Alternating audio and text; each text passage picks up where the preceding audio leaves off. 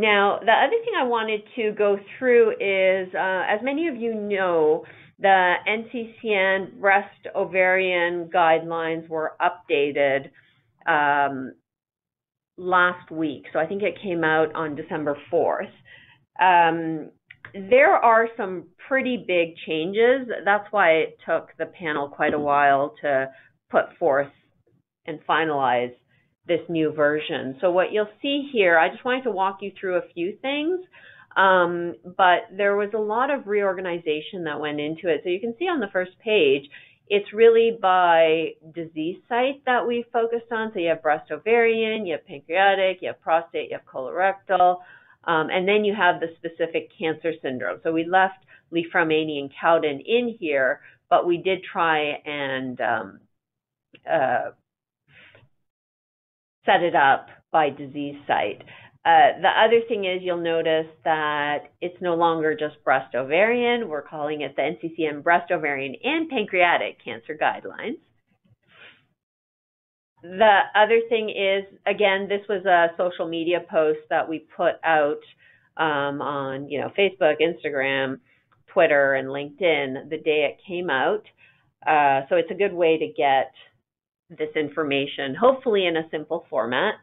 But some of the big changes, PAL-B2 is recognized now in the same category as, say, BRCA1 and 2, P10, TP53, and discussion of risk-reducing mastectomy is in there as being appropriate. For BRCA1 and 2, for prostate cancer screening, previously it was age 45 to start, whereas that was changed to age 40. Now it is consistent with the prostate cancer screening guidelines because there has been an intentional effort to try and align these guidelines across the different NCCN guidelines panels. And then we also actually outlined within this new guideline document who are the people that are at highest risk versus those are at, high risk, but maybe not the highest. And then we included those that are at low risk. So scenarios in which genetic testing may have low yield have been outlined now. What we also did is in pancreatic cancer screening, there are some specific guidelines that speak to this. STK11, age to start pancreatic cancer screening is 30 to 35, CDKN2A, age 40, and then some of the others, really what is being recommended is only if have a close family member with pancreatic cancer. So this is very new for NCCN with making this depth of information and guidelines focused on pancreatic cancer included within the document. Now, the other pieces that I wanted to highlight, and I recognize that some of this text is going to be really small, but I would encourage you to just go to the guideline to look at this if you're interested. Highlighting situations where referral to a genetics expert is recommended is something that we included in this guideline. So we know that probably 90% or so of participants, just approximately, are not seen by a genetic counselor or a genetics professional.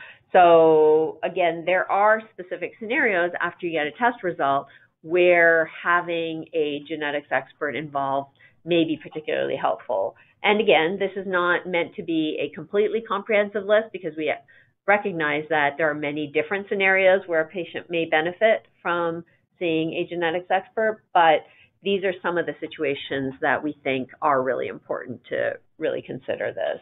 The other thing we tried to do is simplify the testing criteria. As all of you know, really, what we had before were referral criteria and testing criteria, and there was a lot of confusion between, referral and then you get evaluated and then maybe you get tested. So the referral criteria are gone now. So it's really just the testing criteria that we focused on, really putting in the high-risk people, the kind of high-risk people, and then the people that may not be high-risk. So you can, there's more leeway to refer as you see appropriate. And then high-risk criteria were also outlined, as I already mentioned. And then maybe considered is another criteria, and low probability is the third criteria, like I already said.